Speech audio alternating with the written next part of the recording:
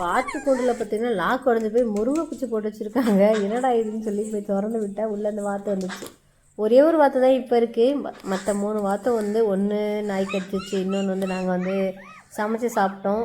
இன்னும் ஒன்று சின்ன வயசுலேயே நாய் கடிச்சிச்சு. இப்போ ஒன்று மட்டும்தான் இருக்குது. அந்த ஒன்றுமே வந்து பார்த்திங்கன்னா ஃபீமேல் டக்கு தான். அதை பார்க்குறதுக்கு 2 குட்டீஸ் வந்து வாத்து பின்னாடியே சுற்றிட்டே இருந்தாங்க. திறந்து விட்டுட்டும் ஒரு 10 மணி போல் திறந்து விட்டுட்டு அப்படியே அதுக்கு தண்ணி அரிசி எல்லாமே போடுவோம். இந்த வாத்து வந்து முட்டை போடுது, ஆனால் வந்து மேல் டக் வந்து கிடையாது. ஆனால் முட்டை மட்டும் போடுது. ரீசன் வந்து ஃபீமேல் வந்து முட்டை போடும், ஆனால் வந்து மேல் இல்லைன்னா வந்து அந்த முட்டை வந்து குஞ்சு பொரிக்காதுன்னு சொல்லுவாங்க, அவ்வளோதான். மற்றபடி ஃபீமேல் இல்லைனாலும் மேல் இல்லைனாலும் ஃபீமேல் வந்து எக்கு வைக்கும். அப்படி தான் இந்த வாத்து வந்து எக்குலாம் போட்டுட்டு தான் இருக்குது. ஆனால் இது வந்து நாங்கள் சாப்பிட்றதே கிடையாது. அந்த எக்கு எடுத்து வச்சு அப்படியே வீணாக தான் போகுது. ஏன்னா வாத்து முட்டை வந்து ஒரு மாதிரி கவுச்சி ஸ்மெல் வருமா, அதனால் சாப்பிட்றதுக்கு வந்து தோணலை. அப்படியே போட்டுகிட்டே இருக்குது. நல்லா அரிசி போட்டோடனே நல்லா பாக்குன்னு தின்னுட்டே இருந்துச்சு. அப்புறம் பாப்பா பார்த்திங்கன்னா தண்ணி வச்சா, தண்ணியுமே வந்து நல்லா குடிச்சிச்சு.